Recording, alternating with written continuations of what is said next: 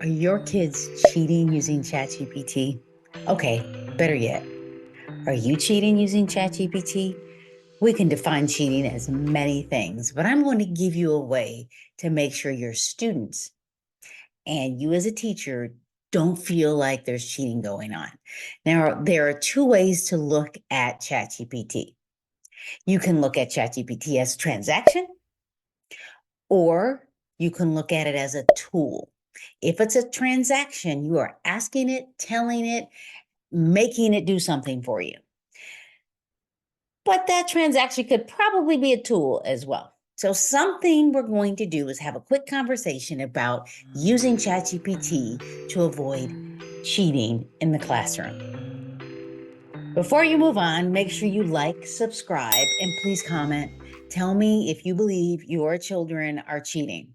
Tell me if you're a teacher and you believe your students are cheating and you know what their writing style is, and then all of a sudden they seem brilliant.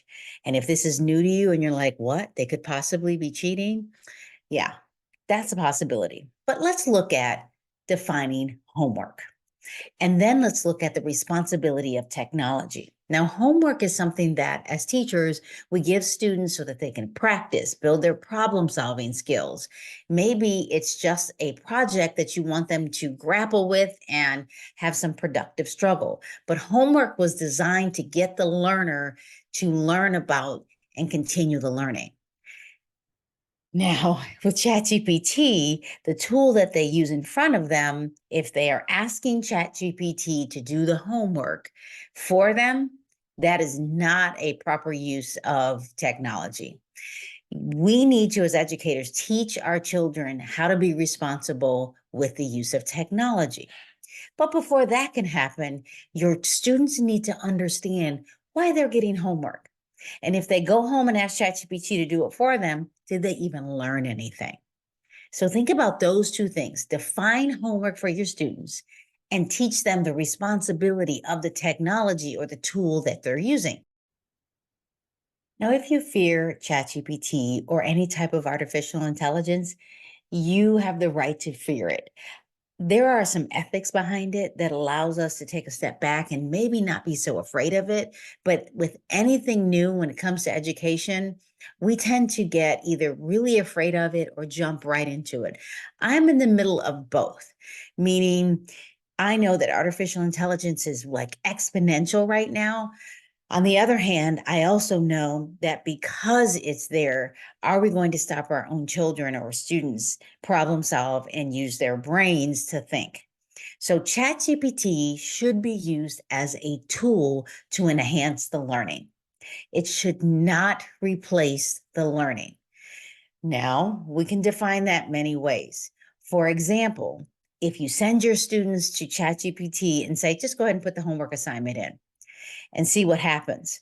You know what? It'll give a good response. But what you can teach your students is, you know what? That's what ChatGPT said. Now go ahead and do a free response, write it in Google, Google Docs, wherever, Microsoft Word, Microsoft Box, wherever you're doing it, and then do a comparison.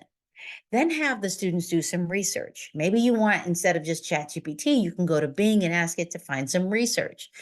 We can use the tool to enhance our learning, not just to have it as a way to cheat. Because let's be honest, we know that there are students that are going to cheat, but we as educators have a responsibility to teach children how to use the technology. So we're going to jump in just for a moment and look at ChatGPT and what that can actually look like.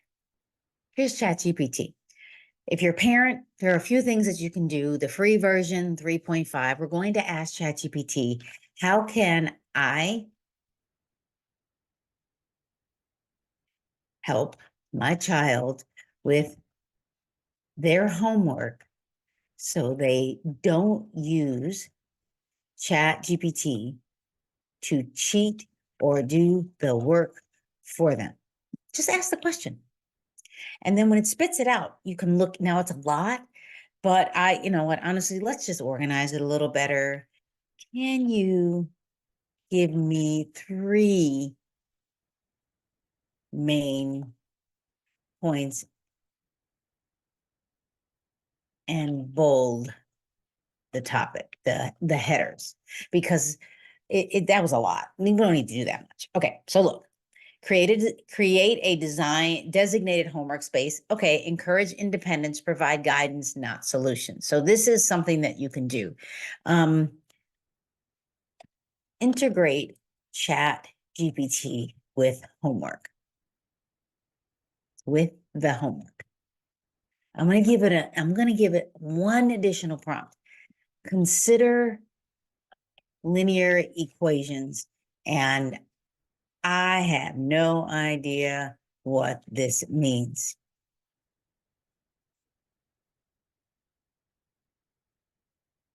Like, why not? Like, just ask it. So it gives you an overview. Now I can ask it, how can I help my child with their homework? Or use Chat GPT to help with solutions or problems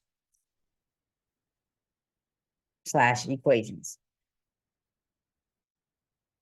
Now, this actually is telling me a lot. Explain concepts, practice problems, clarify doubts, step-by-step solutions.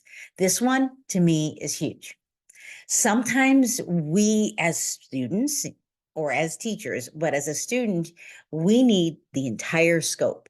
As teachers, sometimes we go from A to S to Z and we skip everything in between. So maybe your child can put the problem in and say, I can come up with the answer. I can't come up with the answer. Can you show me how to do this problem? That is a way that you can actually do it. And let's just ask it, how can you help me? But that is something you can do. You can't go wrong using ChatGPT to help you with what you want to do. Now, again, I feel like it's just giving me too much. You are giving me way too much. Give my child an example of a linear equation and show them how to do it. Don't skip steps. Like, this is how you use ChatGPT. This is an ethical way for you to use ChatGPT so that your child can understand what they're doing. Certainly, like, so here's a linear equation. It says solve the linear equation for x, 3x plus 5 equals 14. And it gives you isolate the variable. It tells you that. You might even want to say, I don't know what isolate the variable means. Well, it needs to get that x by itself. Now, it tells you to subtract 5 from both sides. Now, I'm going to tell you that first problem feels like you skipped steps. Show me more.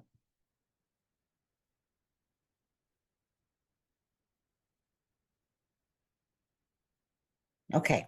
Say, for example, I would have liked to have seen, I'm just going to tell you, I would have liked to have seen the 0, for example.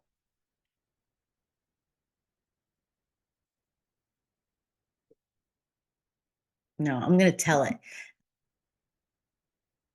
Okay, so actually it did a good job. 5 minus 5 equals 0. So it didn't felt like it didn't have to, but this is a good way to start to help your children. Like, if you just don't know how to help, this is a start. Now, I know that you can't always monitor your children when they do their homework, but what you can do is give them some ethics and let them know that they're the ones that are doing the learning. And if they allow ChatGPT to do the work for them, yes, 1, it's cheating. 2, they're not learning, and their goal is to learn how to learn.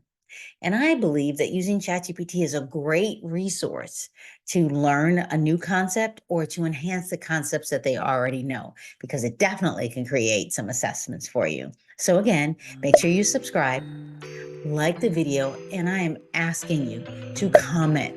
Tell me if your kids are cheating. Tell me what you want to do about it, and ask me, what would you do if you saw that your child or your students were cheating in the classroom using ChatGPT?